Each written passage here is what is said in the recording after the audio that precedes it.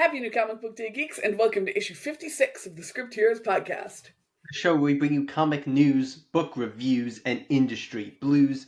My name is Joseph Jasonowski, and I am the writer of Janitor Hero, Cunning Carly, and the Cryptoverse. And I'm Katie Markham, scripter of the Rusty Robot Country Club and ghostwriter extraordinaire. We have some awesome polls to talk about with you today. We've got Dust to Dust, a new number 1, Justice League Unlimited number 2, Batman The Long Halloween, The Last Halloween number 4, and Void Rivals number 15. If you enjoy any of those reviews or anything else in today's episode, you can follow the pod on Twitter, Blue Sky, Instagram, TikTok, and YouTube, all to handle Script Heroes Pod. Or you can find me personally on all those same socials at JJAZ1111. I think you're a liar, actually. I don't think you're on TikTok. I think you can find him on most of the same socials. Look, we do this every week, and every week I think about it. And this week I've decided to take action and stand up for what's right. Worse than I am, though, because you say I'm on all the socials, or I'm everywhere, and that's just even more categorically false. Well, try to prove it. Find one place where you can't find me at Katie Markham Pro. Threads. It's there. It's connected to my Instagram account. I don't have it downloaded on my phone. If you didn't like separately make it, it'll just say like you don't have Threads. Do you want to like? I believe that I have accidentally connected it when they first launched it. Because they trick you into clicking on the threads. Truth Social. Anyway, now for the news. Okay, so for the final news segment of 2024, though I guess this will come out on 2025. I was like, what do you mean the final? We haven't done any news yet. We've done a whole year of news. We are going to be doing one of my favorite news segments. No. But on a grander scale. No. We're going to be making Katie guess the top 9 best-selling comics of 2024. Oh, jeez, fucking Louise. Okay. I'm going to do a little bit of housekeeping at the start here, because there is a clarification at the top of this from Bleeding Cool, which does make me trust Bleeding Cool's lists, like selling lists in general, much less. But I'm going to read you verbatim what they have put in this thing. Missing is Teenage Mutant Ninja Turtles number 1. Despite selling more than all the others, it was skewed due to specific stores that ordered a huge amount of retailer exclusive variants. As in, I think they just removed it because they don't like that a lot of its sales were to the same stores, which is weird. Wild? What the fuck? Well, good. We have the top 10 best-selling books. Yeah. So it seems like, based on the wording of this, Turtles was 1. Hey, I was gonna guess that. I don't know. It doesn't say where it is. It just says missing, but it says despite selling more than all the others. So that seems to indicate. That's clearly number 1. Kate, would you like to guess what is number 1? Teenage Mutant Ninja Turtles? Think so. Ooh, 1 for 1, baby! The crowd goes wild. The 9 they have on their list. Here, again, we have the ratio with the top one being 100 and then going down. From there, I'm not going to start with any clues because I think this list is like super guessable for you. Okay. But yeah, that's where. Oh, and last little bit of housekeeping, because we're talking about a whole year's worth of books here. The title will not be enough. I need the issue number as well. Oh, saucy. Okay. Well, that's a clue in and of itself, because I would have expected a lot of that to be, number 1s. Maybe he's. And I'm assuming you're gonna try to do this in order, because yes, these should be books that you can get. Yeah. So let's start with number 1. Number 2 is, because we know that Turks is number 1. I want to say Absolute Batman number 1. That is correct. Absolute Batman number 1 is number 1/number 2 on the list. With a ratio of 100. So that's going to be a barometer for everything else. Okay. I'm going to say number 2. Will you correct me if the books I guess are technically from 2023? I will do my best, because I will also be working off my own best knowledge. I'm going to guess Ultimate Spider-Man number 1. That is correct. Nailed it. It is actually, it cost $1 more than Absolute Batman #1, so I wonder if that played a factor in that. But its ratio was 77.2, so about 77% of what Absolute Batman sold. That feels low to me. But I guess Absolute Batman did really run the fuck away with it. But I think this is based off of just the first prints, because one, importantly, those are usually solicited differently, which would, for this Right, information, yeah. throw it off. And two, because I know with other printings, Absolute Batman sold more than Turtles, and based on the fact that Turtles was said to have sold the most, Okay, so it's just first this printing. seems to be Good just know. first printing. So I am similarly, based on just So first printing, clearly, surprised that Absolute Black Panther won't be on there because they lost so many of them. Throwback to that. Literally just a an truck of early Black news story Panthers gone. from the year. Yeah. Throwback. And you don't usually remember news stories. But yeah, we're on number 3 now. We'll see We're on if you can number get three number 3. now. Is it? I feel like I'm leaning Absolute Wonder Woman. I'm mulling over my other options. Because I believe Absolute Wonder Woman did better than Absolute Superman. I'm trying to remember what the runaway hit from the All In initiative was. I think Justice League did gangbusters with All In. I'm gonna go with Absolute Wonder Woman #1. That is incorrect, but I will give Damn you it. the information that it is in the top 9/10. I believe that. Is it Ultimate Black Panther #1? They eventually got those books. No, that is And not even more in people our... bought them because they were gone. No, that's Okay. not in our top 10. Those were hard to find, though, for the first little bit because Yeah, of how that's many what I'm were like. lost. I'm sure that every single copy of Black Panther #1 Yeah. that was bought was purchased. Oh, yeah. I think, though, I would assume for every single book on this list, it sold out. And it was basically how much, it solicited. What else got multiple printings?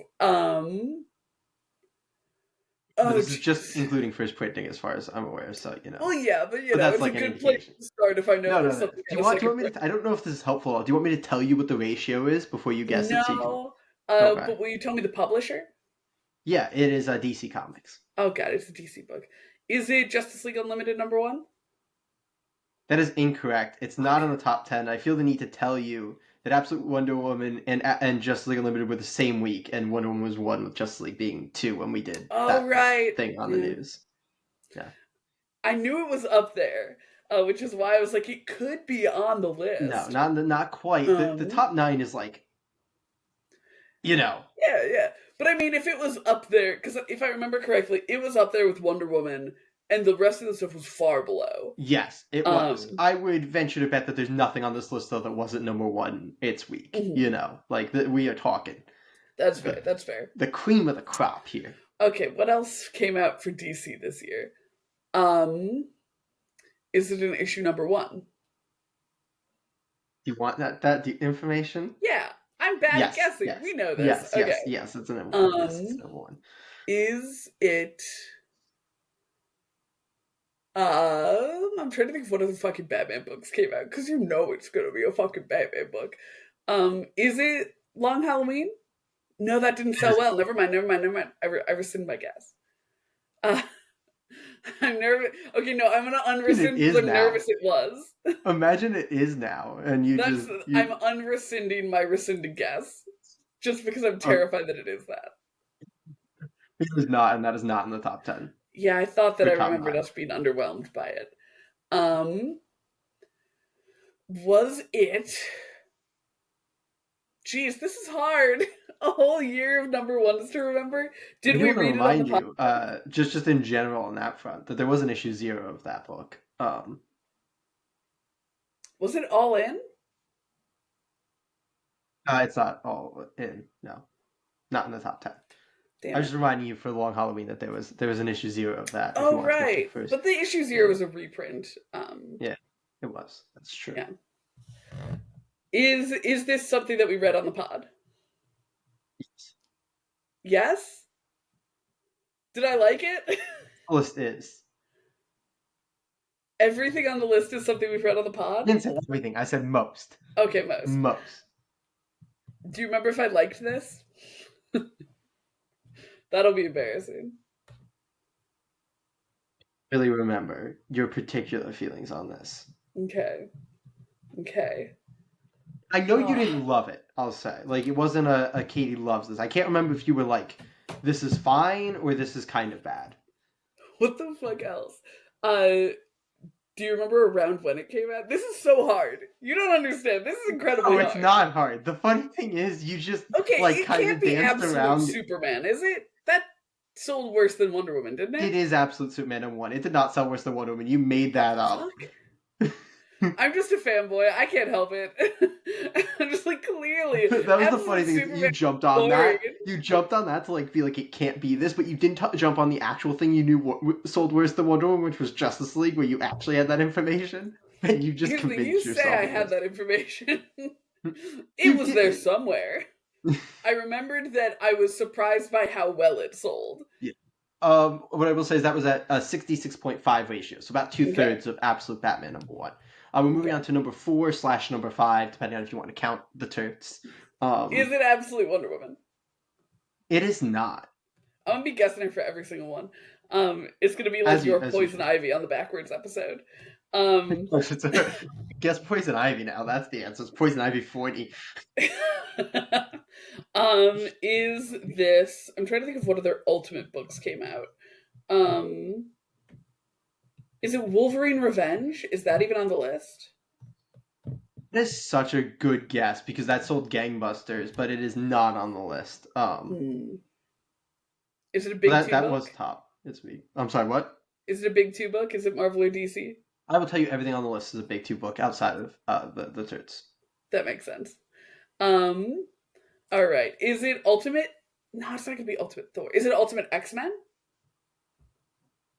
It is People were on not board with Ultimate. Peach Momoko.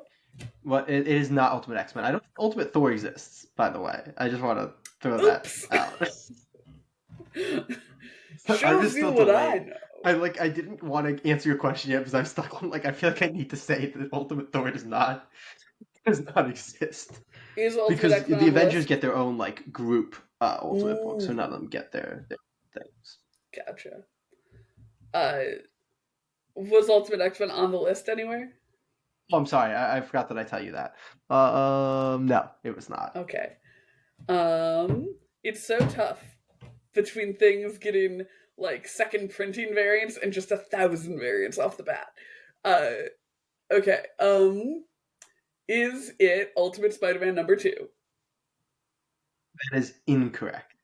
Is that on the list? That is on the list. Ooh, cheeky. Um, Good is it thought, though. I Marvel or like it. DC? I like the train of thought here. DC.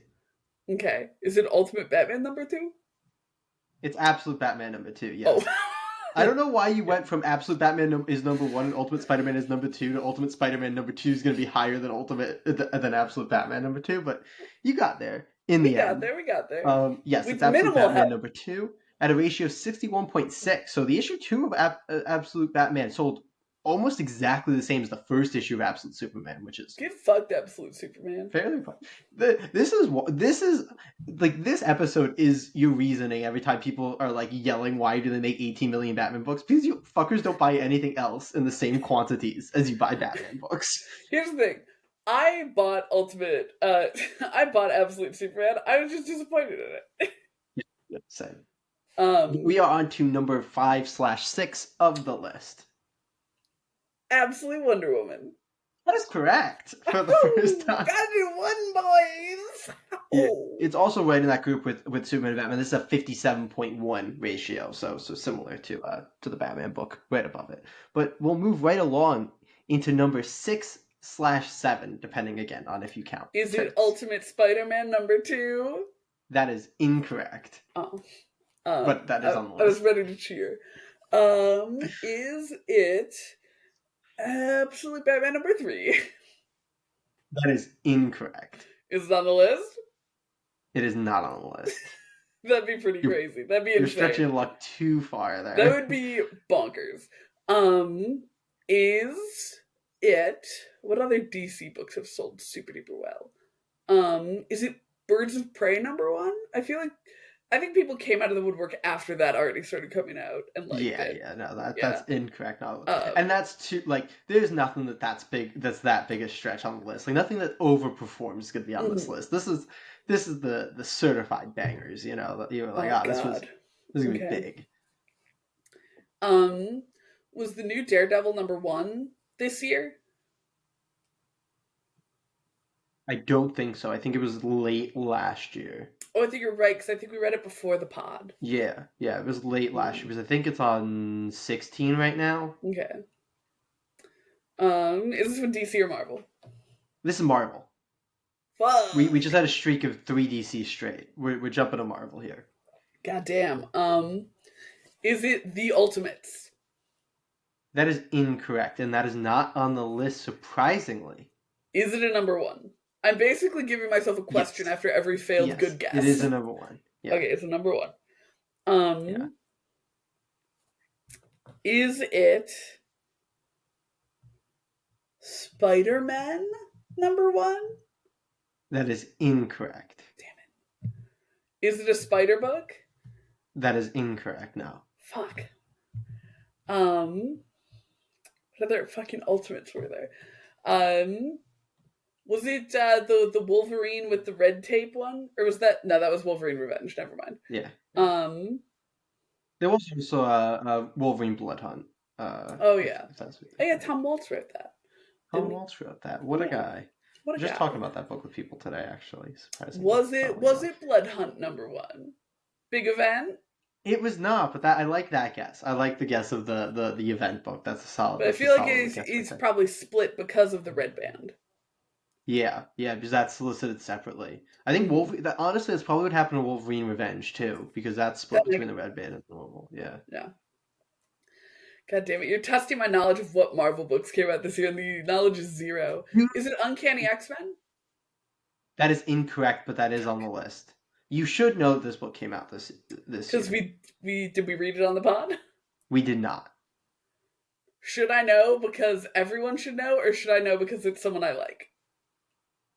You should know because everyone should know. And while we didn't review the book on the pod, we did talk about it on the pod. In the news, what part of the show I famously don't remember? yes, that is accurate. That's accurate. The one. Yeah. Okay. No, I will say, good for you is after this, you do know 2 out of the remaining 3 in things that you've gotten that. That's right. Are in the top 10. Hell yeah. Not here, so. The fuck else came out this year? Jesus Christ. You were going down a good track with like your last 2 guesses. I liked your last 2 guesses. My last 2 guesses were X-Men and something else. Blood Hunt and Uncanny X-Men were your last 2 Okay, what Marvel events happened this year? Is it an event book? It is not an event book. Fuck. Who in the X-Men got a book this year? Is it an X-Man? That is correct. Is it from the batch of X-Men? Did something outperform Uncanny? That feels That is wrong. correct. Really? Yeah. That's what I'm saying, because you remember we talked about the announcement of all the X-Men books. Is it the one with Scott in like Alaska or wherever he is? I don't remember what all the adjectives are. Is it Astonishing X-Men? It is not. Is it Unstoppable X-Men? Is it? All right, I'm gonna stop you because I don't think you know the title. I've got so many. Just kidding. Which X-Men #1? I forgot they do some that don't have adjectives. Yeah. There were 3. If you remember, there were 3 when we covered them, and then all the single characters. That's at 50.1 on the ratio. So we've hit the barometer of only doing half of Absolute Batman #1. But we are on to number 7/8. There are 3 remaining. You know what 2 of them are. Ultimate Spider-Man #2. That is correct. At a ratio of 48.6. We got 2 left. You know what one of them is? Is the next one Uncanny X-Men? That is correct, Katie. Ooh, at a ratio of 45.7. And we now have number 9/10. We have the final book remaining on said list. So, is it Absolute Superman number 2. That is incorrect. Fuck. Is it Marvel or DC? It is Marvel. Is it Ultimate Spider-Man number 3? It's correct. At a ratio Really? of 45.3. So despite losing to both of the issue 2s, issue 3 of Ultimate Spider-Man did God seemingly damn. beat issue 3 of Absolute Batman. So, interesting. That's wild. That's actually bonks. That's super cool. Way to go. Yeah, It's such a good book. I'm not surprised that it it's got a a great number. book. It's a great I mean, book. that's not true. I am super duper surprised that its first 3 issues are all in the top 10 of the year. That's crazy. I mean, I would argue it's been the most talked about book of the year, like in For sure, general. but 3 issues? Oh no, That's no, no. That insane. that's bonkers. It's the only one that got more than two. And Absolute Batman's the only other book that got two. Everything else Yeah, is a number one. Um, that's it's insane. wild. It's what What were happens when you the get what were that the Mark Richardson three Award. what were the three Ultimate Spider-Man ratios? We start with 77.2, Mhm. then 48.6, and then 45.3. So the important thing is that they lost almost no readers between issue 2 and 3, Yeah, which is incredibly insane. impressive. And then they get Um, to issue 4, and everyone's like, "Why the fuck are we at a dinner party?" you wouldn't see that drop until issue 5 though, like Oh, you but then gotta, they have the really cool Green Goblin art, so they just came back yeah, immediately. yeah. But I mean, listen, you don't know. Ultimate Spider-Man number 4 could be the issue right below that. Right. We don't know. We don't know what Ugh. the thing looked at after that. But yeah, there you go. There's your sales data. It's only a top 9 because seemingly they decided they didn't think Turtles counted because of how they sold their So books. weird.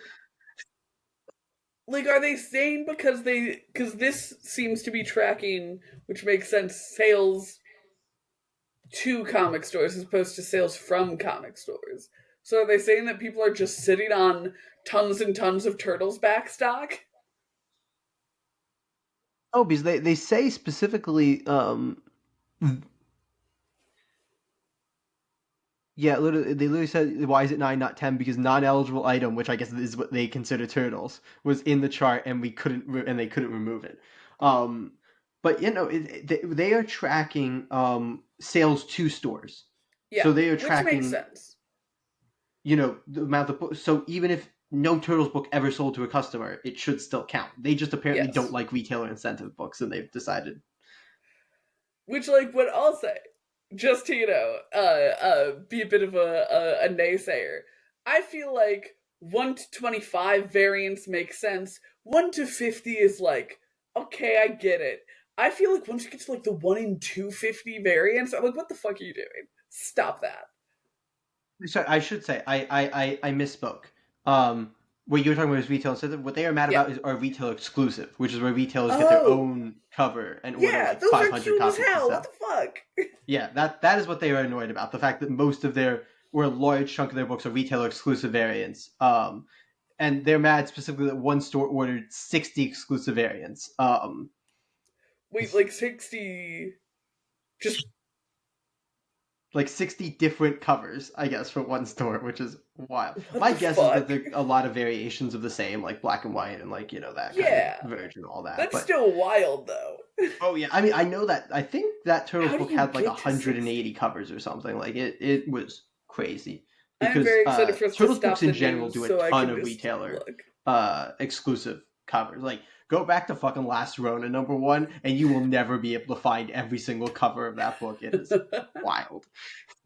But in any case, I just find it wild that Bleeding Cool like decided to be the arbiter of like what sales count in their Mhm. mind. Do you know, like, how does a retailer get a retailer Yeah, exclusive? usually a store. So I will say I think it's a little bit different with the big two. The big two are Right, yeah. weird.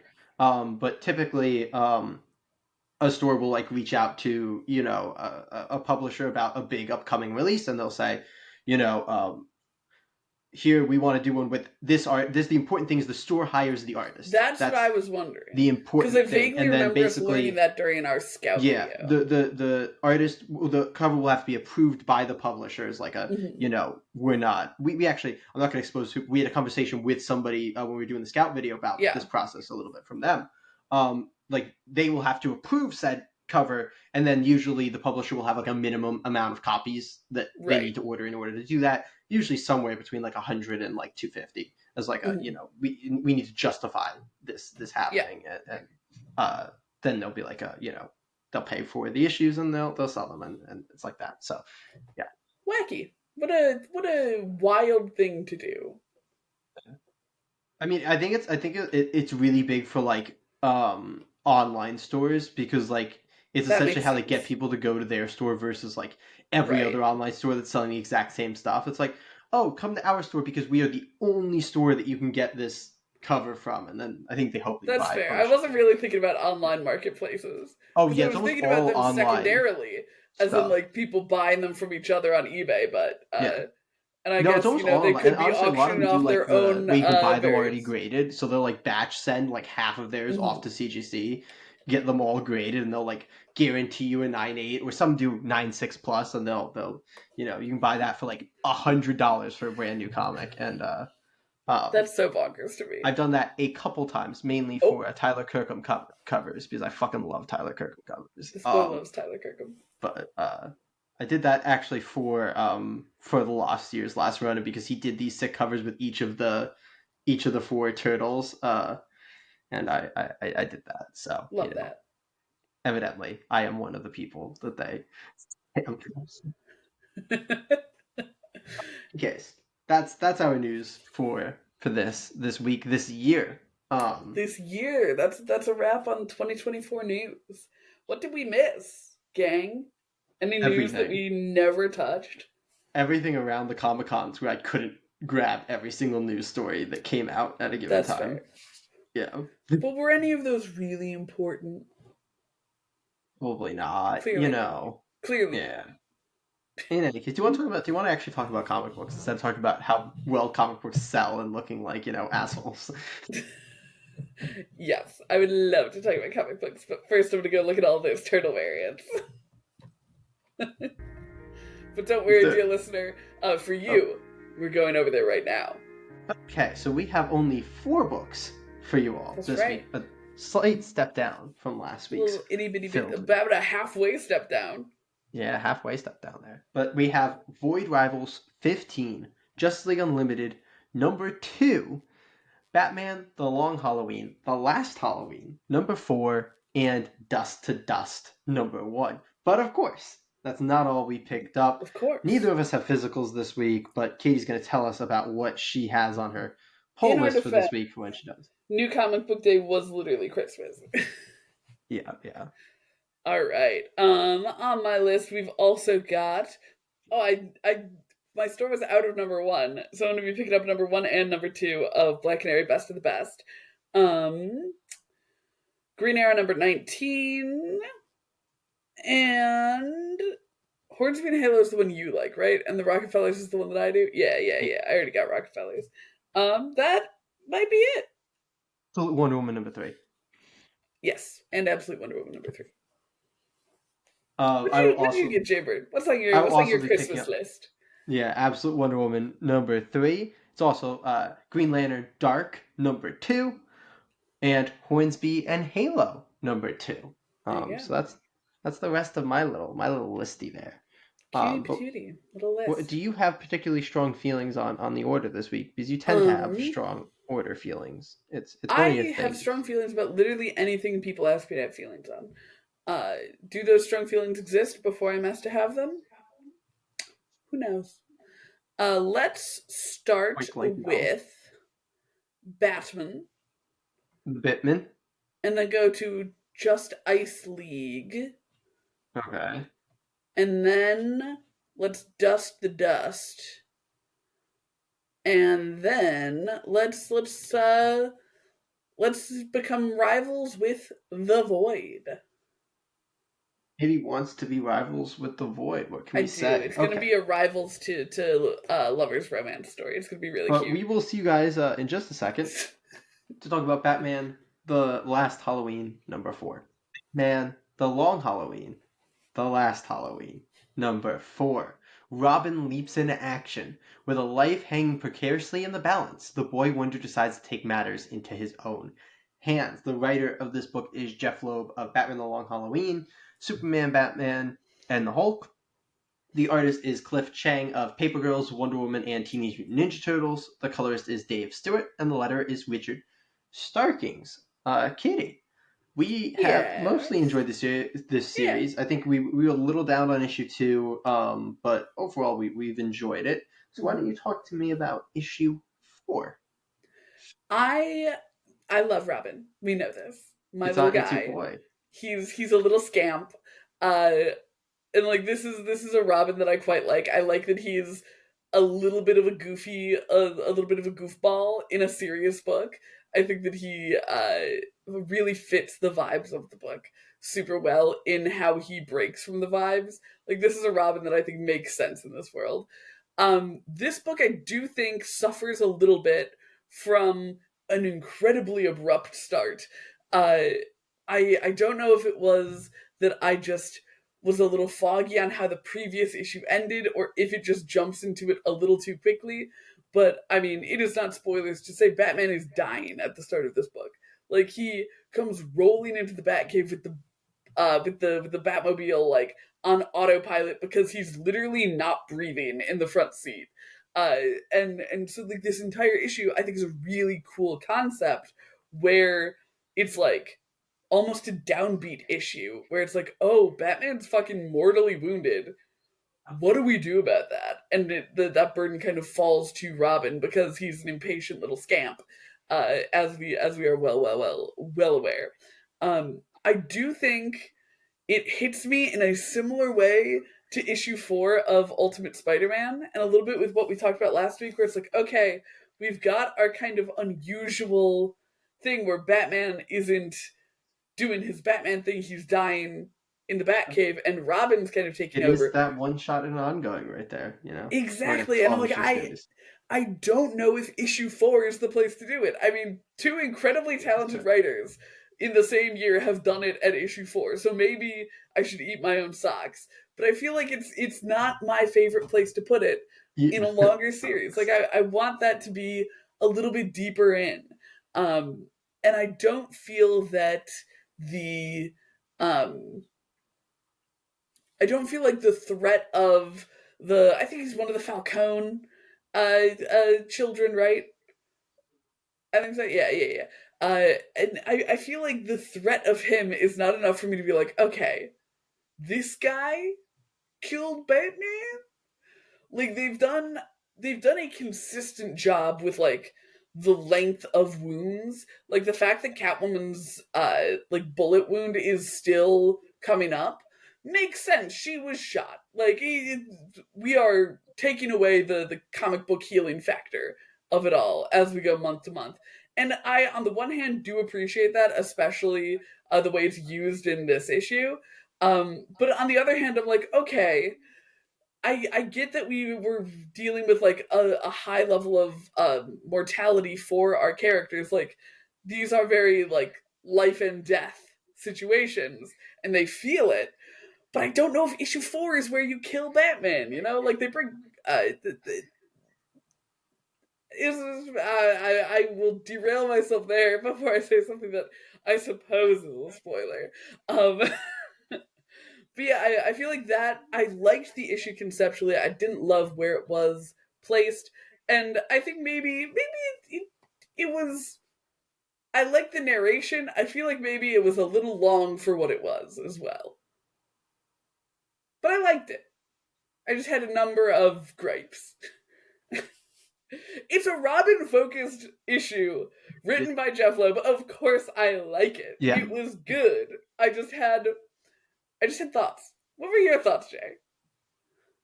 I agree with a decent amount of what you said. I think aside from I didn't feel like it was too long. I'll say that I think that's the kind of the one bit that I Mhm. straight up disagree with what you said. It didn't feel stretched out and too long to me. I agree with you. Abrupt start, absolutely, fully on that point, and it is a little bit of a weird place. I think just in general, though, it's like a little bit of a weird issue for this concept of like the 12 issue, like Misfit, because it doesn't fit that. Like it doesn't really feel like a piece of that puzzle. Putting Right. that to the side, I also really like it conceptually. I think Jeff Loeb writes these characters so well, so it's great to get like a Dick Grayson, Robin focused thing where it just feels so right. Like that's fantastic. I also really like the way that Cliff Chang particularly draws Robin. Like I think Right. Ugh. phenomenal, so good. Really, really like that. Though I do Um, think we are very much moving away from the look like Tim Sale era of this book. yeah. I think I had lessened because I harped on that so much in the last issue, and I'm like, well, we're just giving up on that. This I is where think I'm now. really starting to see it. I'm like, okay, I support it. You're not gonna find 12 artists who look like Tim Sale, Yeah, but we're officially that ship has sailed. yeah. I'm gonna I don't know if you're gonna disagree with me here because you didn't bring it up, but this was my thing that I could not get over, and it's Mm-hmm. wild because Richard Starkings has done the entirety of the book. I hated the font choices and the lettering in this issue. I thought it looked really really bad all the way throughout, and it was really distracting to me. Um, so yeah, not like a indictment on this letter because he's done plenty of issues that were Yeah, fine, but it was very different and one of it was those mesh very things.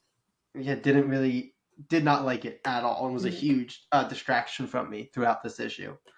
I Um, felt that a little bit with the caption boxes. the caption boxes were the Like worst I offender, but noticed it with the caption boxes. I didn't really notice it yeah, with the dialogue.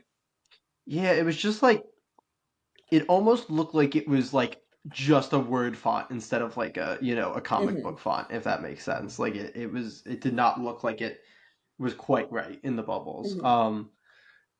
In any case, putting that aside, yeah, I really like the way that Jeff Loeb writes these characters, so I'm gonna always enjoy the issue. I don't want to get into spoiler territory. I don't like the resolution, um, No, which no, I know we can't really talk about. I'm gonna yeah. talk to you as soon as we cut camera about it because I feel like I need to talk about it. But yeah, that's kind of my biggest gripe. I really do like though Batman rolling into the Batcave like Oh dead yeah, in his car. Like absolutely. that's such a good moment, and I really like Alfred in this issue too. Like the Alfred Dick is so good in this Mm-hmm. that interaction. Yeah, that's how I feel. I've hit my wire on my headphones like 3 times now, so I'm gonna pass it back to you. All right, yeah. It was a good fun time. Are we ready to talk about Justice League Unlimited? Let's do it. Justice League Unlimited number 2. Into the nest of the parademon. As the Justice League grapples with the ramifications of the Atom Project, a strange alert brings the team to the jungles of South America and a horrific discovery. Can the elite Justice League strike force save a village from total slaughter? Plus, the mystery of the dark side heir deepens, and dissension in the ranks forces Batman's hand. The writer here is Mark Waid of JLA, World's Finest, and Shazam. The artist is Dan Mora of Power Rangers, World's Finest, and Shazam. The colorist is Tamara Bonvillian, and the letter is Ariana Maher. Jay, I feel like we were both a little back and forth on issue 1 of Justice League Unlimited. That's a nice way to put it. We were both a little concerned.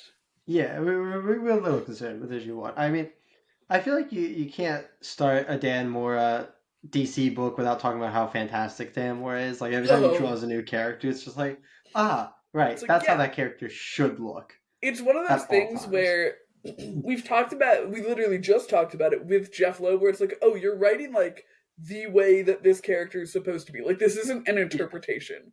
And I feel that way about Dan Mora's art, where I'm like, oh, that's just beautiful art of how this character looks.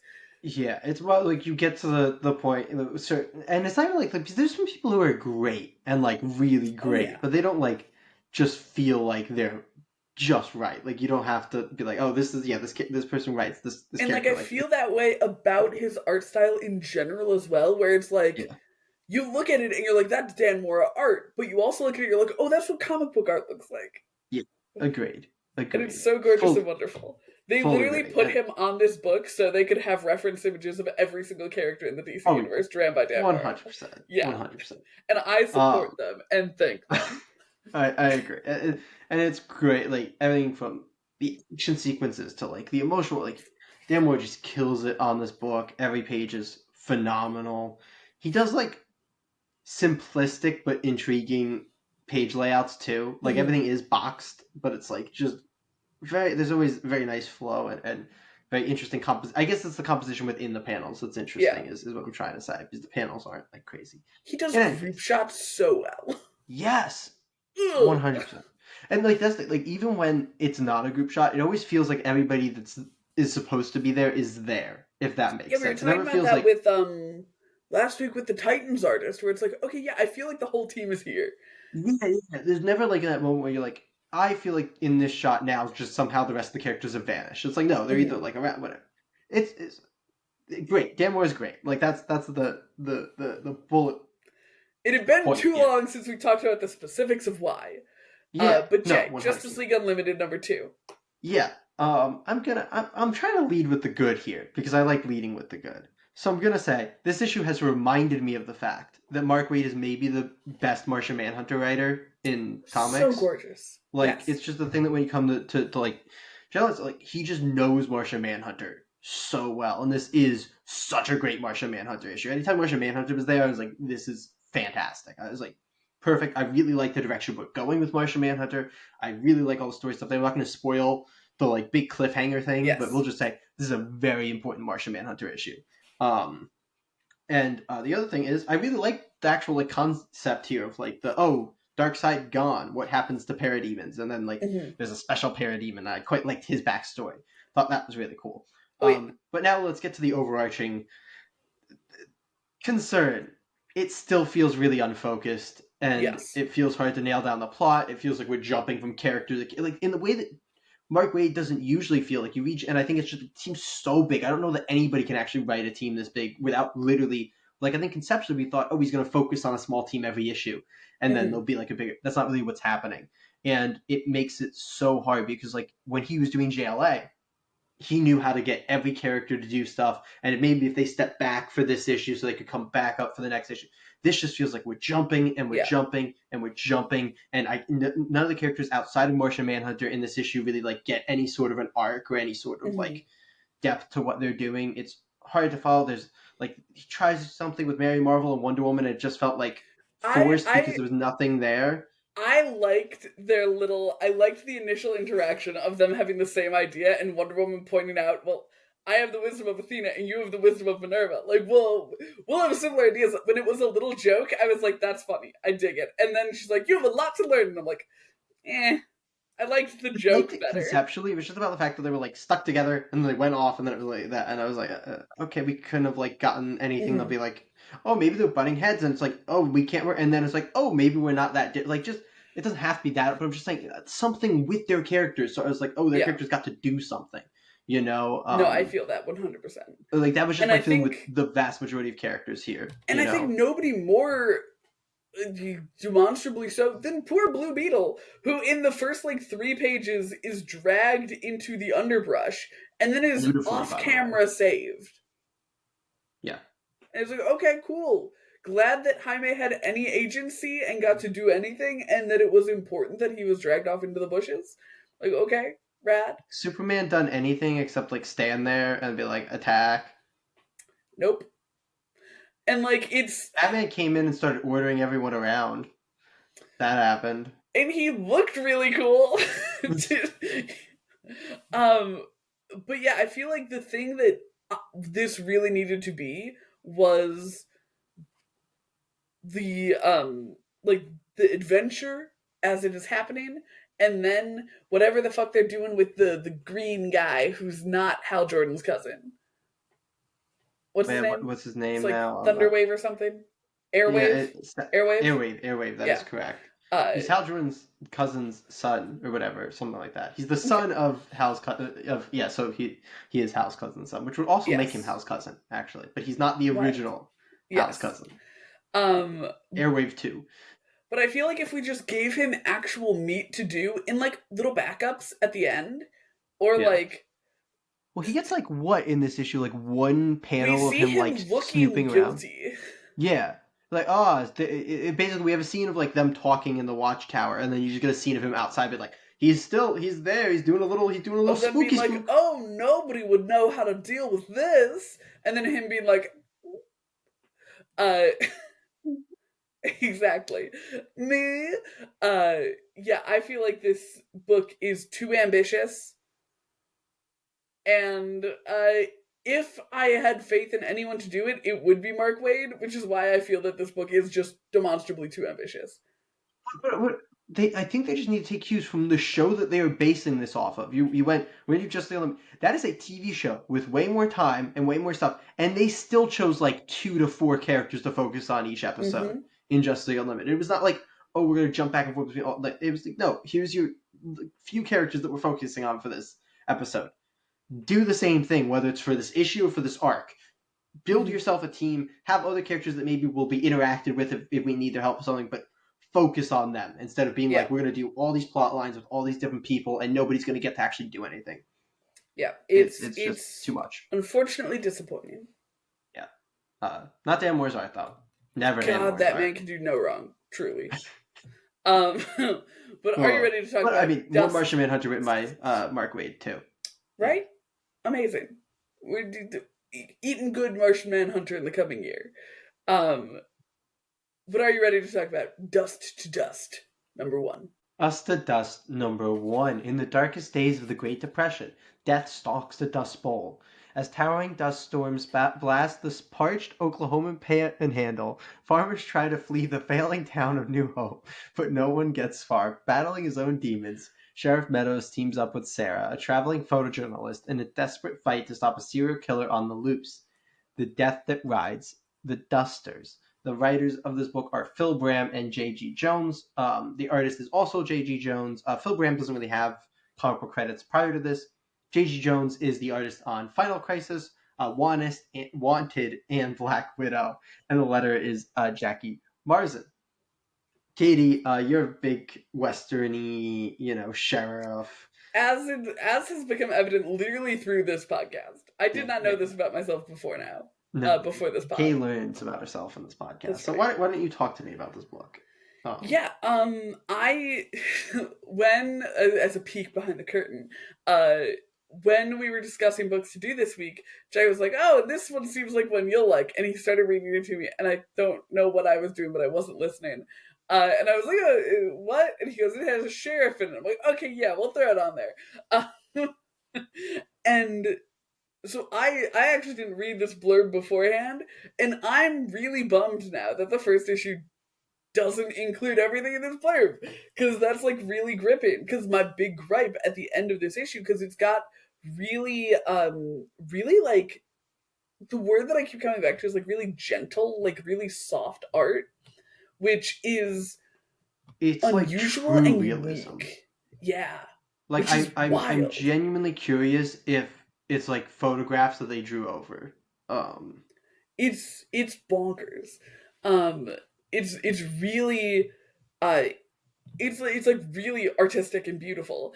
Not my favorite comic book art, but for the story that's being told of like in this issue of like the small town, it really works for what it's doing. Um, but plot wise, I was like, okay, I don't really, I don't really know where we're moseying onto. Like, a cowboy gonna mosey, but we should get somewhere by the end of the issue. And now I know where we were moseying towards, You but didn't that was get not there though. revealed in the actual No. issue. Like, I got to the end of the issue and I was like, okay, but like, what's the story? I am okay enough with the like cute banter between the sheriff and the photo journalist, which is a wild career to conceive of in the Great Depression. Like, okay, yeah, I guess you are technically a photojournalist. Like, I suppose, and I support you. That's great, girl power. Um, but I saw her bumping around the town with her camera, and I'm like, you're gonna get robbed, I feel. But she did not. She kept her camera. Um, yeah, I feel like this issue was not a big gear up. It did some like really heavy environment and like setting establishment, but some of it also wasn't like super necessary to the establishment, and like maybe it will become necessary. But I think that perhaps they leaned a little hard on the introducing people to this, as opposed to introducing people to the part of this that is unique and cool, which is apparently a serial killer riding dust storms, which is rad. I fully agree with you. Like, I don't think a full issue is the best use of like establishing setting. Like, yeah, they do a Mm-hmm. good job. The art and the dialogue feels very of the time. Like, it definitely gives you an of the time vibe, but like I think the typical like thing of like the great to the point that it might even be somewhat intentional is like, oh, like that's those boring old movies and those boring old TV shows from that era, and it's like, is it really a good idea? Like, and I'm guessing it's like, oh, so we can set, so when the serial killer comes in, it's like, oh, we go from this boring like normal seat to like this big different thing. I don't know that you need a whole issue of that, because then that issue kind of just comes across as a little bit slow and boring. And I also just land on, like you said, don't know if this is your favorite comic book art. I agree. I don't know if this is great comic book art. Like, it doesn't have a sense of motion to it. It doesn't Yeah. have a sense of progression to it. It feels a lot like photo stills. And I know that J.G. Jones doesn't always do this. J.G. Jones drew Final Crisis, which is awesome and epic and more traditional comic book art. So this was clearly a decision to like set the scene for this Mm-hmm. type of book. And while I applaud the swing of doing something very different here, I don't know that it quite worked out, in my opinion, and it certainly didn't feel like it didn't feel like a book for me based off Mm-hmm. of the first issue. Yeah, I feel like the you really hit the nail on the head there, where they were making us they were too immersive with the slow boring town, and I feel like that could have been very easily fixed if we like started with a super high energy thing, like the if we started with the killer and the duster or something. Even I just did like less pit, like do like 4 pages or 6 pages of slow boring town, and then mhm. all of a sudden you get smacked upside the head with something, and it's like, oh my god, like now we're Right, going. because even if that was Show. happening in like an unrelated town to the one that we end up in, it's like, Yeah, okay, we get the energy is coming. yeah, Instead, we just kind of slowly walked through the entire issue. yeah. Um, yeah, it was a pretty walk though. It was. It It was. was I a mean, it pretty was walk. very technically, like, again, like some of the non like with the exception of Alex Ross, maybe the most photorealistic comic book art I've ever seen. But yeah, You ready for a fun fact? This is yeah. unrelated to Just to Dust. Alex That Ross you met lives the in. Superman, Alex Ross, the Yeah, he's Superman. Yeah, super you. cute. I He comes know into that the story. bookstore. I love He Superman. buys all of our mythology, but like the mythology big thing of Alex Ross art because he gives it to children. And then Oh, nice recently, man. and by recently I mean like half a year ago, I met his model for The Thing as well. Do you have a model for the thing? Yeah, I mean he has to look like someone under that rock. That's wild. That's wild. Anyway, you ready to talk about Void Rivals? I am. Let's do it. Void Rivals number 15. Everyone's favorite Autobot, Hot Rod, finds his way to the Sacred Ring. What news of Cybertron does he bring to Springer? How dire are things? And how much trouble can two Autobots cause in Agoria? Tons! The writer here is Robert Kirkman of Invincible, The Walking Dead, and Oblivion Song. The artist is Lorenzo Del Felice of Oblivion Song and Chroma. The colorist is Patricio Del Peche, and the letterer is Russ Wooten. Jay, Void Rivals, Good Rivals. go! Go. Oh, go. Yeah, Void Rivals is great. It's a really, really It's so good book, good. top to bottom. Um, this is an interesting issue because we've talked a lot about like the intersection of this book with the Transformers Yeah. universe, and this is probably the most full on issue that like fully Mm-hmm. overlaps the two. To like, we're doing Transformers stuff, but it's fully within the story now. Like, this is Yeah. a big part. I mean, we're at the point where literally the main cover of this book is a Transformer in this issue. Like, it is. Yeah. We're that Transformer focused here. We have two Transformers for the first time interacting with each other. Which is, In I think, a really big turning point. Yes, Because I think we mentioned it with last week's issue. It's like when it feels natural within the plot versus when we just like jump aside to, Hmm. and we do have a bit of that in this issue at the Yeah. very beginning. Um, versus just jumping aside the characters that we feel like we're supposed to know but we don't know. When it's like, no, we're being introduced to this character the same way the characters are within the story. Hmm. It feels really good and it feels really big. Is what, like, oh, here's these two transformers like on this planet. They're huge. This civilization is not ready for this. They don't know how to deal with it. Our characters actually have to deal with it. Derek has to deal with how that's going to interact with his father, and that's fantastic. I My mean, I think boy. you said, like, if you said in last issue where you were like, I'm gonna be annoyed if they go back and there's some like stupid reason why he can't talk to his father about this, and instead we got like two giant robots that they have to pressingly deal with. And it's like, okay, um, I guess that's a reason. but yeah, I really enjoyed this issue. It starts with one of those like little flash asides that aren't my favorite thing that happened in the book, but the second we get back from that, it's like full steam ahead with just awesome stuff. The plot moving forward. Every time we jump to Salila and like My her girl. android, it's been phenomenal.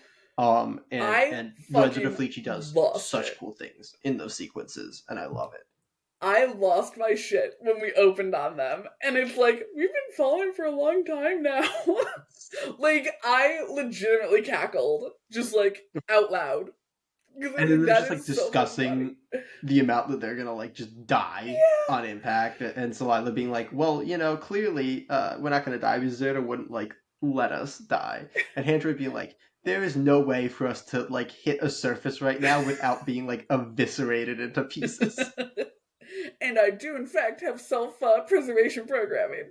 I, I fucking, I, I understand that Robert Kirkman is an artist and really good at what he does, and he is so right to do so. But I wish it was an entire book just about the two of them. Like the way that Robert Kirkman weaves things together is, by and large, amazing and wonderful, and I do love it, and I enjoy it so much. It just makes me be like, I just want more of them, which is the Robert Kirkmanitis of it all, where it's like, Yeah, oh, you read an issue and the you want to one more read another one. issue king. And I say, as I'm in the middle of, because of the announced Battle Beast book, as I'm in the middle of an Invincible reread, is like just the one more issue king It's all the so way through. rude. It's And it's so also just rude. like he's one of those creators that I think has just developed so incredibly throughout his career. Where like anything that like, never mind, like you read things that are like 10 years apart, which is like, honestly, no, at this point 15 to 20 years apart for like a lot of Invincible. But like, even if you just read something that's like, if you read like Firepower from like 3 years ago, like he Mhm. is constantly changing his style and growing, learning like new ways to do things in comics, and it's really like wild. When I think a lot of creators, once they reach a certain level, kind of stay and doing the same Yeah, thing, which is fair because they're already at that level. But Kirkman's been, I think, at that level for a solid 15 plus, and he's still growing and changing, and it's not, I'm not going to say necessarily it's always like better, but it's different, and he's like, no, he doesn't get complacent or stay in the same place, which I think is really, really cool. it is. It's so rad. But yeah, it just makes me want the next issue so much because I want all of these characters to be having their moments. I am a little hesitant about the Autobots meeting because they were introduced into the story really well, but I worry about what Hot Rod brings to the story, where it's like, okay, now I feel like maybe I'm supposed to be worried about what's happening on Cybertron, and I don't care what's happening on Cybertron. I don't know if, I think it's the way that I don't want to like fully spoil because I don't know where it is and Mhm. thing, like we learned something about the construction of, I Yes, can't think yeah. what their planet's called, because like I know that each side has a name. Agoria. No, that's the one side, and then there's Tony of Shit. the other side. Do they not have a united name? They might not have a united name. That The might be the the the problem. sacred ring. I think that's actually correct. So It's yeah, in the description. Thank yeah, you. nailed it, What's our Katie. Because I headcanon was that like, I Todd knew it was McFarlane doesn't read Zirtonian. the book but writes the description? Uh, Well, thank you, Todd but McFarlane. oh, topic fun. But in any in any case, the we learned something about the sacred ring, and I think it's more meant to be we're worried about what that's going to mean for the sacred ring rather Hmm. than for actually Cybertron. So I again I think the hesitancy, same conversation we had from last week, where I think it's Yeah. fair. I'm trusting Kirkman to do it in a way that kind of stays there. But For then sure. again, Kirkman is also sometimes big on his like side quests or like expanded worlds, so there is fully a chance that we just get like a full like 4-issue arc dealing with the Cybertron. And my thing is that even if the threat, even if Cybertron isn't like super relevant, my worry is that the threat is going to become an external one. Like they make an offhand comment about the Decepticons, and I'm like, I don't want the Decepticons to be part of the plot here. Like, I don't want the plot of this book to be the Sacred Ring folk fighting Decepticons. I want them to be I don't think in it's their gonna conflict. the other thing I'll throw out is there is a chance it's the seeds to the build of the first event of the Energon universe. Like That's that would be fair. my other guess, because where are we at now? Like 50, my guess would be that issue 24 Void Rivals is probably a good guess for like around where that event would come, like about 2 years into the universe, like would be my guess, but we'll see. I know Kirkman. This was a while ago. I listened to an interview with him. I think towards the beginning of the Energon universe, but he was saying like they're going to do events when it feels right for the story and not like on any set timetable. Love that. So they will be coming when it makes sense for the story. And if when it makes sense for the story is when it's like, oh, the Void Rivals people need to deal with the Decepticons now, and obviously the Transformers want to deal with the Decepticons. We're going to do a Void Rivals Transformers event. I could see that very much being where that's going. You know, for sure. I think I'm still just like lightly in denial that Void Rivals is part of the shared universe. I'm like, no, it can be there, but it doesn't have to interact, right?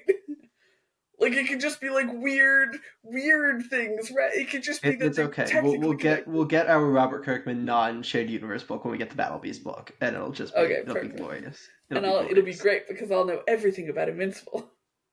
I mean, it is a shared universe. It's just a shared universe where everything else has been over for 10 years. But in any case, Void Rivals is so good. Lorenzo Del Felice is so cool. Like the honestly, way I don't know, like, that Celila landed, and then the way that they navigate that darkness, so gorgeous. Black so fucking beautiful. panels, man, with the character, so good. And then like, really I don't want to spoil what happened, but we get like a light source in there, and it's like both. I mean, gotta give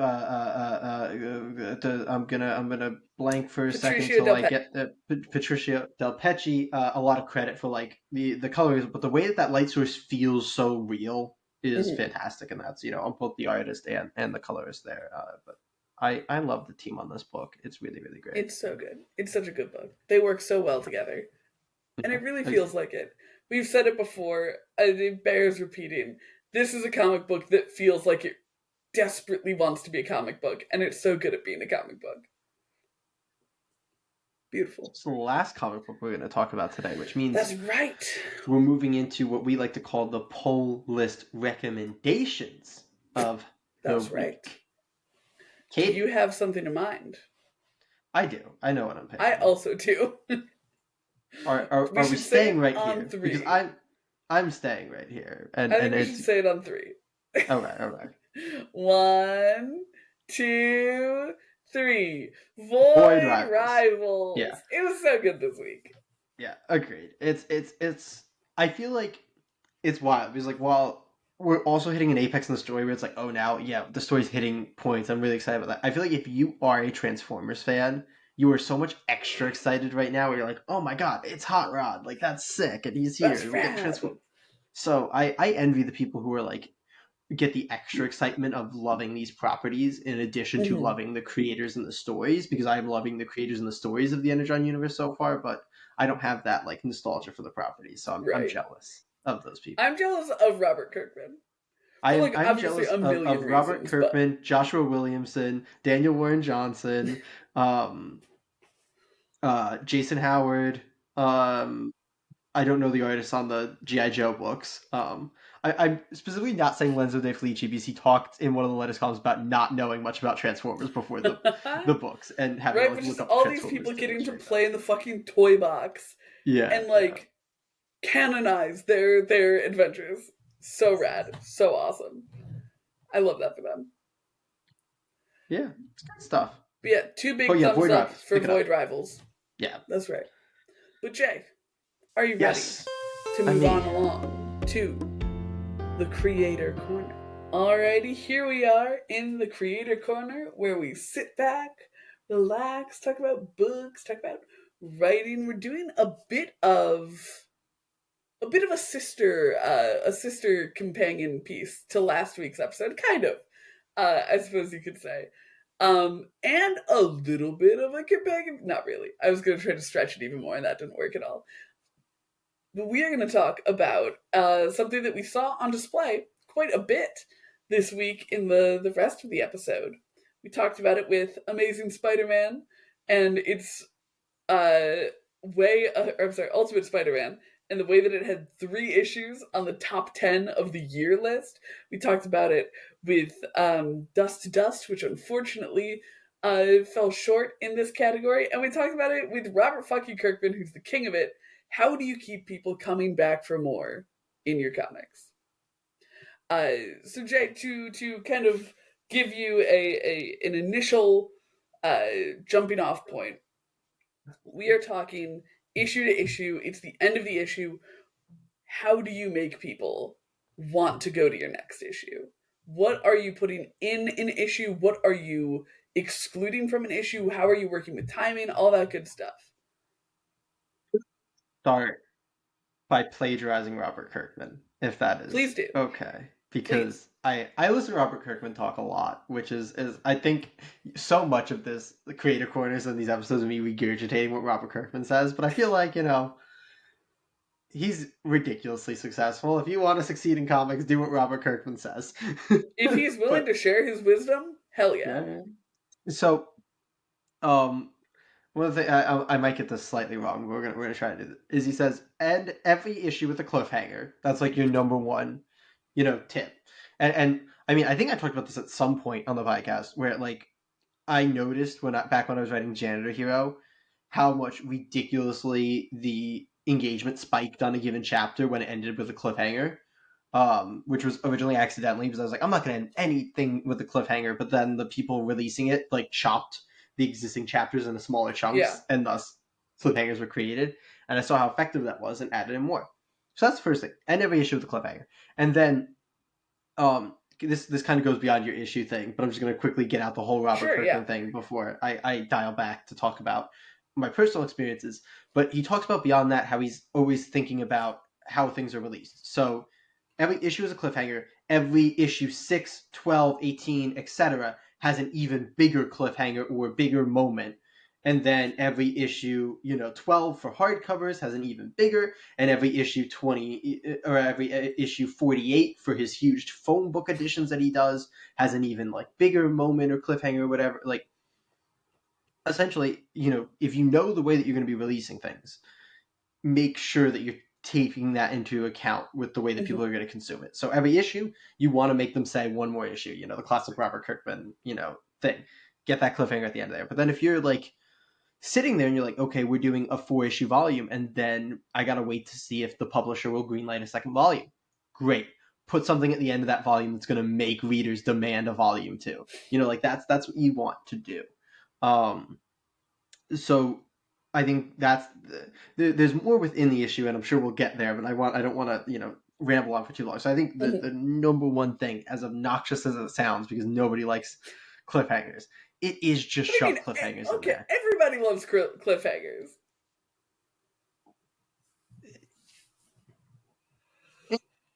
I suppose this is a difference in tastes. I thought that everybody loved a cliffhanger. It's so exciting. Real pissy about cliffhangers, especially when things get canceled. Well, there are. Well, that is it's its own thing, and I suppose there is a difference between a well done cliffhanger and not. Yeah, that's an important thing too. I think is the well done clip, but like.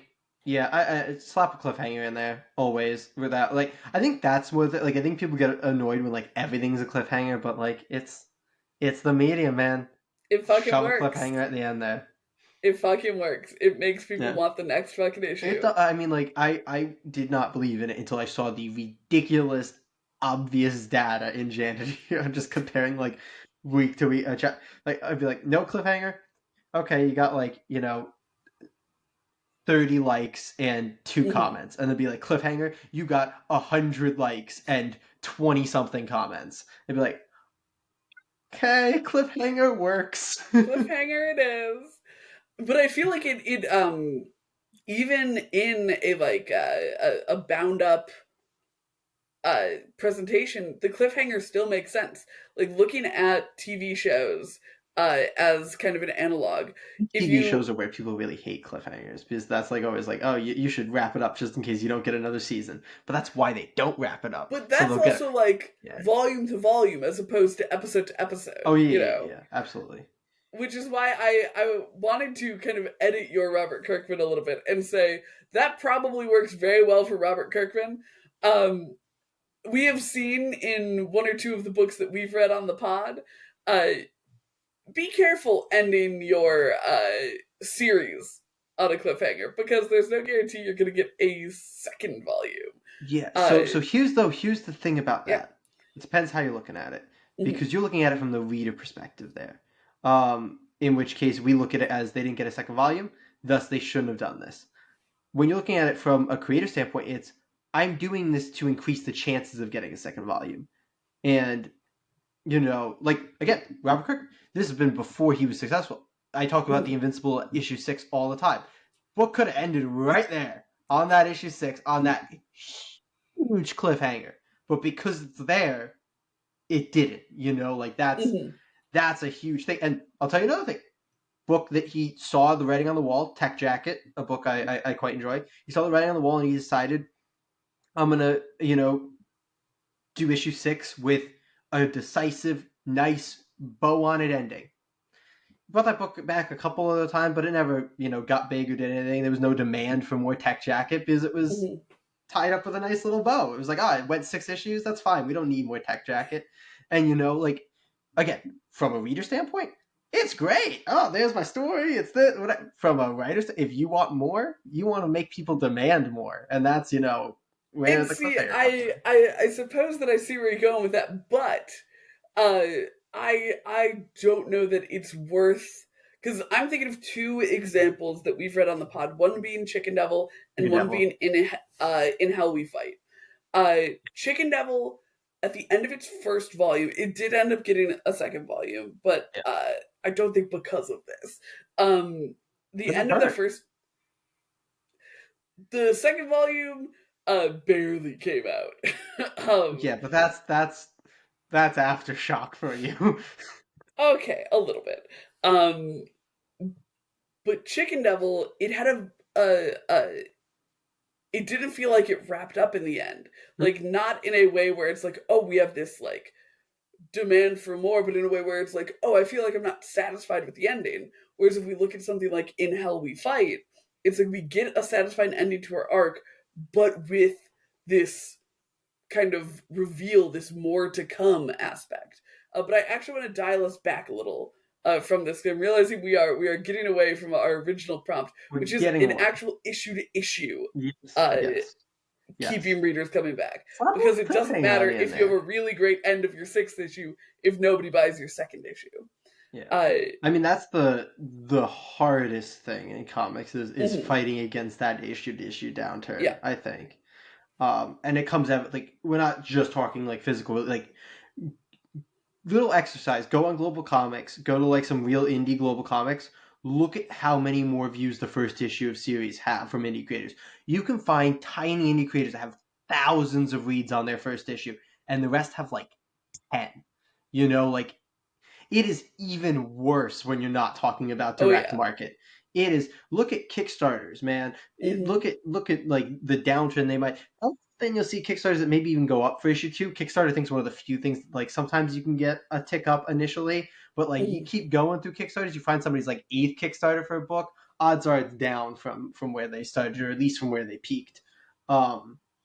So I just want to throw out that this is Yeah. a This is a larger thing hard that thing to deal yeah, with. this is Yeah. not just a direct market thing, and this is a difficult thing. And just to touch on the non-direct market side of it, because Hmm. honestly, it applies to the direct market side a little bit too, but you're going to have less control of it Right. because you're just a lowly you, and you're not the publisher. It's very important that the next thing is there because there's no way for people to continue if it's not there. If you're running one Kickstarter campaign a year, that's a long time to ask people to remember you. And like I talk about how this is the issue with miniseries in comics all the time. Like the fact that you need somebody to still care and still remember your book years later when volume 2 comes out is Mhm. tough. It's a death Um knell. yeah, and it's the same thing with Kickstarter. Honestly, it's the same thing with streaming TV shows. Think about the amount of Hmm. streaming TV shows that were big during. So even like fucking Squid Game, which was the biggest thing in the world, like the second series of that just came out, and like it's still big. I don't think it's anywhere where that first No, one yeah. was because of the gap. Um, so if that can happen to the biggest thing in the world for like a year, it can happen to your shitty little comic book. Hmm. But yeah, so make sure the next thing's there. If it's a direct release or it's an in-store release, make sure you're not the reason it's being delayed. Like you Yeah. can't do anything, unfortunately, if the publisher's having an issue and delaying it. It sucks. It's gonna hurt you if it doesn't come out when it's supposed to come out. But don't let you or your book being like delivered to the publisher late. Do not be that person. You don't Right. want that. That is a death sentence. And then if you're doing Kickstarters, if you're doing digital release, if you're doing a digital release, have a schedule. It is a death sentence to say we release when we release because people can't wait for that. Then if you have a Right. whatever it is, 1 week, 2 week, 3 weeks, 4 weeks, even if it's every 8 weeks, like if you have a specific date where it's like chapter 2 comes out on this date, people can like note that and be like, I'm excited for that date when this Hmm. comes out and hit that. Kickstarters, I think minimum if you're doing a series on Kickstarter, you want to do 2 a year. That's kind of Hmm. minimum. I know people who do like 4 a year. That's I think ambitious, but it's great. Like because they're Especially basically when you're writing and drawing and coloring all your own stuff. you hear that, Nick? You do too much. You're a mad lad. But like importantly, when you're doing that, it's like okay, you're either like delivering or fulfilling or pre-launching the net. Like it is always in people's conscience. There's always Hmm. something. It's either like okay, I need to back this one. I'm excited for the next one. I'm waiting for my book. Like you're always in a stage of it, and that's good because it means their mind's not going to forget about it. Um, yeah, do you have to say on that? But I think I think the point of having the next thing, at least Yeah, no, I think where people know where this is huge.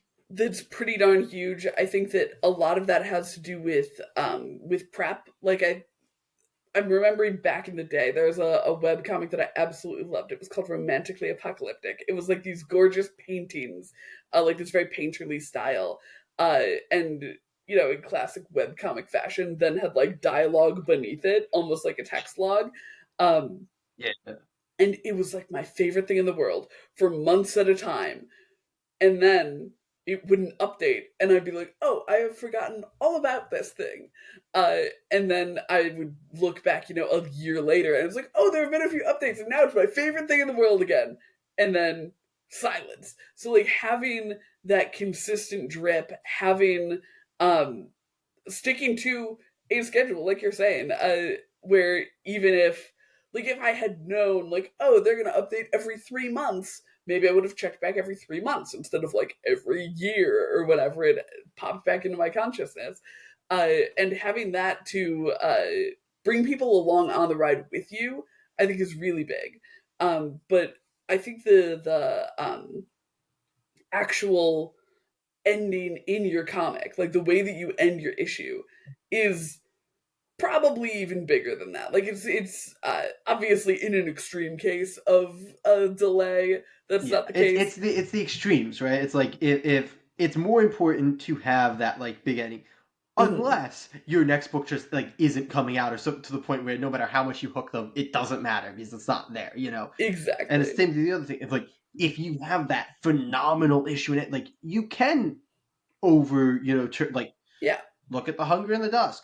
That book is relentlessly late and long and stretched and stuff, but it is so well liked and popular that it succeeds despite those, Yeah. delays. And there's plenty of books like that. But those are the exception, not the norm. So everything Hmm. lives in the extremes of like the exceptions. But we're Exactly. Yeah. going to focus on the Uh, non so, like, extremes. on the writing side of things, say that your thing is Yeah, coming out regularly. How are yeah, you getting people to come back? I think one of the big things, like you said, having a big cliffhanger is huge. I remember being a young reader when I think it was the Mark of Athena, the Rick Riordan book came out, Yeah, and yeah, yeah. like Percy and You're talking Annabeth fell Percy into Jackson. Tartarus at the end, and I was like, Yeah. oh, I'm gonna be shitting myself until the next book comes out. Uh, and I was so hooked because it was such a huge cliffhanger. Here's what I get for being like 4 years younger than you. They were all already out when I was reading them, so I could just binge my way through. Well, aren't you a lucky duck? I started reading them right before the Battle of the Labyrinth came out. And then my friend Emily got a copy of The Last Hero before I did. And I was incredibly jealous. And we sat in our fifth grade classroom and I watched her read it. It was a wild time. But like, if you have a huge cliffhanger, that's obviously going to keep people super Yeah. interested. I think the other thing is like a huge reveal, which is a way to be like, oh shit, we have just learned that I don't know. Oh, we're going back to her. That our time traveling daughter is Back to in last fact, thing. yeah, Yeah, yeah, yeah. we're bringing it back. I think this is 2 weeks ago. Our 2 weeks plot ago. Yeah, twists. yeah, you're right. You're right. If you get that big reveal at the end, there's this like implicit cliffhanger with that of like, oh shit, what's going to happen next Yeah, when you turn things on their head. But I feel like a tricky spot to look at is like, how do you end your issue 1? That one you can get away with like, oh, here's the like twist of the book, here's how we're yeah, making this different. But like ending an issue 2, that's so daunting to be like, how yeah. do I make it interesting without moving the plot along too much? And I think that's where plotting out what's going to happen in your book, how Thingly being a though. like outliner as Yeah. opposed to a like seat of your pantser is really really big on like in Oh yeah. editing side of things. Interestingly though, I think the like shortening of miniseries has somewhat helped that Oh problem of yeah, like oh yeah. now issue 2 is your halfway point instead of being Mm-hmm. like the 1/3 point. It's like when you're doing a 6 issue mini, I think it's much harder to figure out how you end your issue 2. Where it's like Mm-hmm. now you just end your issue 2 how you would have ended your issue 3. Like it's the Yes, halfway point. yeah. Like give your middle of the story change or new factor that comes in. Mm-hmm. But like kind of building on your reveal thing, I think basically it's about, I'm going to phrase it a little bit differently. Is I think every single issue, and issue 2 is I think going to be one of the important issues where you're going to want to kind of think about this. I think every issue should introduce something new to Yes, kind of like absolutely. give a reader something to grab onto, whether it's a new character or a new like item or something like that, like Or a new something. clue. Yeah, exactly, like something that people can like, or like maybe a character's backstory, new information, like something that people can come away and like essentially talk to people about. I know word of mouth is not what it used to be in But comics, it's but there's still pretty still, darn important. yeah, there's still books that gain a lot. Especially again, this is we keep back to like because I default to the direct market a lot when I'm Mm-hmm. thinking about things, but it's certainly big in the non-direct market when it comes to things that people can easily pick. Because the issue with it in the direct market is just very difficult for somebody to go pick up a book after the fact. It's like, Right. oh, your friend tells you about this book several months after the series started. It's not easy to track down that issue 1 and get it a lot of the time, Mm-hmm. But if they're telling you about a webtoon, yeah, easy. Pop that on there. They're telling you about a Kickstarter, if it's currently running or if the second version of it's currently going to run soon. Like, easy, like that's much more easily jumped on. But so word of Mm-hmm. mouth is still big, but the way that you get people talking is introducing something new. Where's your big Twitter threads? They're rarely about oh, this book was whatever. No, it's about like, what the hell? Why'd they introduce Spider Boy? That makes no fucking sense. And like, yes, even that negative reaction is like getting people talking. But like, it's, oh, this new character, we're going to talk about that, or this new, you know, backstory. Like, oh my god, Wolverine has a new backstory. They changed his backstory. That's why we're going to talk about that. Whatever. So Mm-hmm. I think introducing something new in every single issue is like if you have a mental checklist for each issue, I think that should be pretty high up. And it's like, is there Oh yeah. something new for the series in this issue? And I also like the idea of like something to talk about. Like, because, I mean, Yeah. obviously you are very enthused about whatever you're writing because you're writing it. You're excited about it all. But thinking Right. about it from like a reader's perspective of like, okay, how do I get them to come back for more? Is by keeping it like on their mind. So like doing something memorable, like you're saying, with something new, or doing something like very different, or taking a big swing. Like, unfortunately, I think a lot of the current comic market, you need to be taking big swings. Like, there are very few things that you can rely upon to, like, kind of just make a comic as, they've been made. And you basically have to be a huge name to do that. Like, if you want Exactly. to like come up, or you gotta do something weird, man. You Mhm. got, you gotta be doing a Bigfoot nose karate or Winnie the Pooh demon hunter. Like, you gotta do something that's gonna make people like, what the fuck is that? Let me Yeah. take a look at that. And that's, obviously it doesn't have to be title based or concept based. You can do it in there. You can do your Invincible, evil Mhm. Superman. But don't do evil Superman anymore, though. That's a God, little. no. There's a lot of those. Um, But yeah, you just doing something that makes your book do evil memorable. Batman.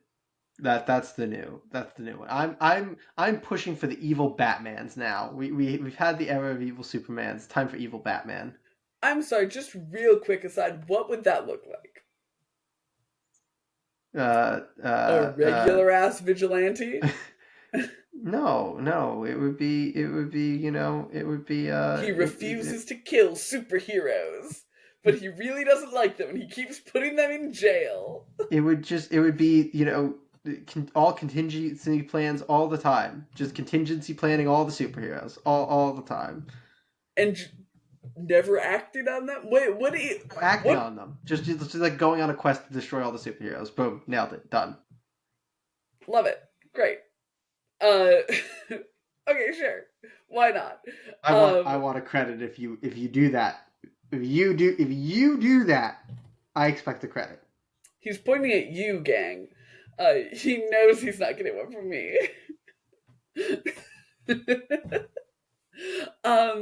Yeah, I think that doing something super memorable and like turning things on their heads is Yeah, a great way to yeah, do that because you generate that word of mouth. And like yeah. one of the reasons that we like doing the podcast so much, or at least that I do, is because it makes me actually read the books that I've been wanting to read.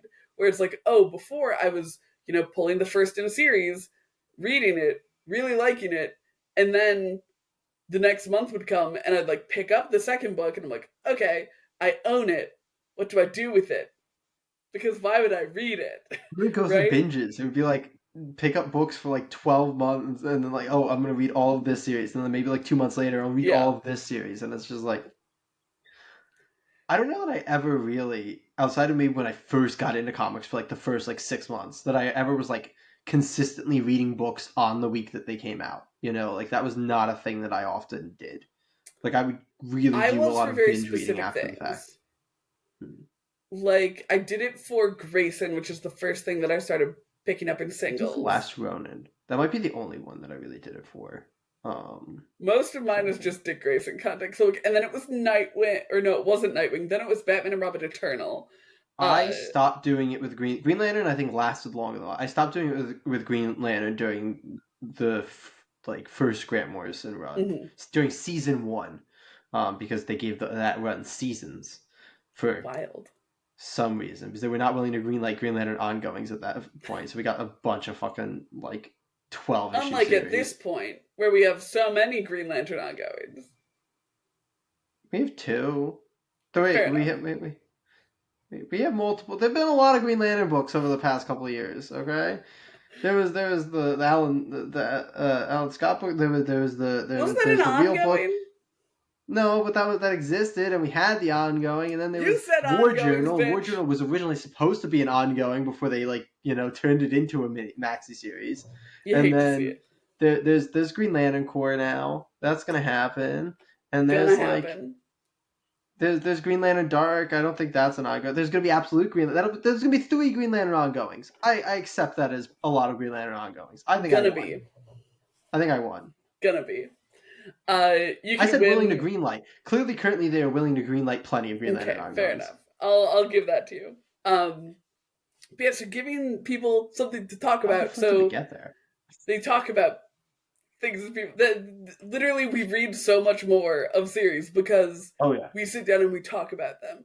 And that's like with us actively looking for things to talk about. Obviously, many of these books are very great on their own. And like, Like I got you on Noctera back when we yeah, were, like that was a word of mouth thing where I just read it. I was like, oh, this is something Katie will like, and there were things, I think, other things probably oh yeah. where that happened. I don't remember. Uh, I mean, that was basically what our book club was before we had the yeah, yeah, podcast. It's like, let's Yeah. share cool books that we're reading. Oh yeah. And so we started reading more cool books. Oh yeah. Uh, and like picking up entire runs of things instead of reading the first two issues and then forgetting to pick up the third and then never reading the series again. Yeah. Every time we stopped reading a series, it was because we chose to stop, um, which is a Even if roast. Katie But had great difficulty stopping herself from getting Transformer, have you actually succeeded in stopping getting Transformer issues yet? no, I haven't read a single one since we stopped talking about it, though. I read, I want to say the two after we had stopped, and then I'm really bad at, like I said, I'm a binge reader. Like I just, at Yeah, some point, I'll go, probably when the event's announced for like, whenever there's a crossover you'll event, I'll catch go, up. it's time now, and I'll catch up on all the previous, issues. What But I yeah, do. so give them something to talk about, Yeah. which could come in the form of a big reveal, a plot twist, a huge Character. cliffhanger. What else do you think makes something segue nicely into the next book to make people want to go, okay, this issue is over, now the next one? Do you think do you got any other tips up your sleeve? It, I'm gonna. I feel bad because I feel like I continue to sidestep what you want me to talk about because I don't have I think as much as I want That's because fair. I somewhat sadly think a lot of it is outside of the content of the book. Yeah, Um, that is and so the true and next thing I'm going accurate. to bring up is I think letters pages are big because they give that sense of like engagement to Mhm. people. Like personally, I remember I told, and we're different people. I remember talking to Kate when we first started reading the Energon books, how excited I was about the letters pages in the Energon universe books. I was like, these are great. They're so fun. I'm enjoying reading them all. But like the other thing is like it doesn't have to be like straight up like interactive. Like there's something like in Local Man. I loved Mhm. reading those little pages on that stuff. I love reading like in the back of trades, like when people will write things about the book. So to me, like that's a great thing that like gets me to because I want to read about the like making of the book, and that's one of the things that like Mhm. drives me to get an individual issue versus like a collected edition. If I'm like, oh, I get the letters pages and all these issues, so I'm not going to wait because that's the other thing is like a lot of times you're getting them to read issue two is getting them to not say, ooh, I'll wait for the trade. That's a Like big one, that's yeah. in the modern market. That's big. And I think having something like a letters page where it's like, okay, people can interact with it. They might send in a letter and then get the book hoping that they're in that letters page, or they might be waiting to hear about why you did something in the letters page, I something like think that. Like, was it John Layman who posted pictures of people's pets in the back yeah, of, yeah, was that in he Shoe? had, I think it was in Shoe, he had Yeah, the cat, like, the cat astounding. column was. Oh, Yeah, no, I think that's it is a really good point that it's not something that you often have control over, and it's not something that you want to, you know, yes, end every issue with a cliffhanger, but also make sure it's a good one. Like we talked about with the Hour of the Wolf, where we're like, okay, this had a cliffhanger, but we're mad about the cliffhanger because it's the same cliffhanger it's from the same before. cliffhanger of the Yeah, previous issue. Yeah, that's a rough. Let me ask you, what do you think makes a good cliffhanger? I think a good cliffhanger is something where you are concerned about how the world or your character is going to change. Like, I don't think that the best cliffhanger, like, they're fine cliffhangers if you see, like, a knife coming out of the darkness towards someone back. Like, that's technically a cliffhanger. We don't know what's going to happen. I don't think that's a great cliffhanger. Uh, Now, if the knife is coming out of the darkness towards someone back and you see it's their mother holding the knife, it's like, oh, I am sure concerned for the mortal peril of this character, but more so I'm concerned about the emotional output, the emotional fallout of their mother trying to stab them. That's crazy. um I think you hit on something really interesting there. Is you talked about you're interested in the fallout, and I think mhm, that's the important. I don't know why I said it in that way. But that's the important element of it. Is it's one thing to have like a cliffhanger of like, oh, this character died, and it's like I don't. But then like if you read, you kind of sit there and goes, wait, I actually don't really want to see the book without this character. I don't really want like, mhm. or they're like, I don't really know how that's going to make. things interesting. Like that's not as effective as like, wait, how is that going to impact Wait, they what dropped comes a next? building on Nathan? Yeah, I mean, I'll give you. I love talking to Robert Kirkman, and I think That hasn't become trying. apparent yet. I'm doing a challenge in this creative corner of how many different Robert Kirkman books I can cite in this because I think it's the first time I've brought up Tech Jacket in the podcast. Now I'm gonna maybe bring up the Astounding Wolfman for the first time on the podcast potentially. I don't know if I've talked about that yet. I love Which the we both Astounding got Wolfman. really shitty copies of when we did the what was that weird sale, and both of our spines fell off. Oh, that's Battle Pope where we had Oh, mine the fell off the Astounding Wolfman too. Did yours not? Oh, did it? No, no, no. I have a shitty Astounding Wolfman because actually Astounding Wolfman I got from like a used bookstore and I Mhm. got it for super cheap and I looked and I didn't realize like a bunch of the pages are like stained and shit. There's like crud on some of the pages that you have to like script. My Astounding Wolfman Volume 1 is like awful, Crusty. crusty. But you were saying about the Astounding Wolfman. Yes, yes. There is one of my favorite cliffhanger in the series is spoilers for the Astounding Wolfman. I don't think anybody but me cares about this series, so we're gonna we're gonna just throw that out there. Is so basically Astounding Wolfman's like one of his main rivals is his like ex mentor, this a vampire Zachariah, who killed his wife. And his daughter saw him over his wife and thought that he killed his wife. That was a cliffhanger, actually, too. Classic. Solid one. But the better cliffhanger is later on, his daughter has like reached out to Zachariah because she wants revenge on her father because she thinks that Mhm. he killed his mother when it was actually Zachariah. And the ending to one of the issues is we like flash over there after not being there for a while, and we see her drinking blood from Zachariah, implying he turned She's her becoming into a a vampire. vampire. And I remember just being like immediately like, oh my god, what does her being a vampire mean for this book? And I need to see her as a vampire in the next issue. And like that was such a moment of sheer excitement about what's to come. So like that's I think a way that you can capture Clover is like if you can get them excited or interested or curious about what it means for the book moving forward. Mhm. I wanted to see what her being a vampire meant for the book, how that played against the Astounding Wolfman. By the Mhm. way, she was not a vampire. Big old fake out right there. Turns out drinking a vampire's blood, even if you're not a vampire, gives you superpowers. Interesting factoid. Factoid. This is a fact about vampires, gang. uh, but yeah, that like I think it's hugely about the way that's going to make people think about future Mhm. content and if they want to consume No, it. love that. So yeah, That's that was phenomenal. way roundabout way to get there, but That's fine. I need to We talk about as love many it. Robert Kirkman books on this podcast as Do you possible. have any that you want to slip in before we get to our outro here? In Battle Pope 2, zombies turn into like a weird mechanical zombie thing, and they're somehow less effective than when they were a single zombie / demon or whatever the hell they were. Do you remember that? That was like I the sure do funniest remember fucking that. thing. I Yeah. loved that. That was actually That's my deeply funny. favorite moment of Battle Pope. Because it It was is, just two of them becoming stupider. It yeah, was and great. way less effective. Like they Yeah. were winning with the two of them, and then they combined and instantly lose. It Battle is Pope objectively so funny. hilarious. Check out our Battle Pope episode. What else can I slip in here? Nope, I'm not going to think of anything on the fly Beautiful. right now. All right. Well, yeah, check out our Battle Pope episode from probably 50 Saturdays Yeah, ago. we need to do Battle Pop Volume 2 at some point. Man, Do I'm so we? sad that we didn't. Yeah, yeah. It's so dumb. It's so It's fun. so dumb. It's very funny. Do we? That was one of the ones where I instantly read the other two volumes, and Katie never did. I liked Volume 1. It was Ugh. funny.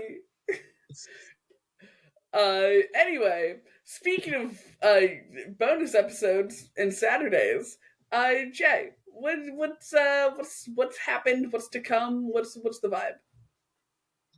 So this past Saturday actually is when our main episode went Oh yeah. up for this past week.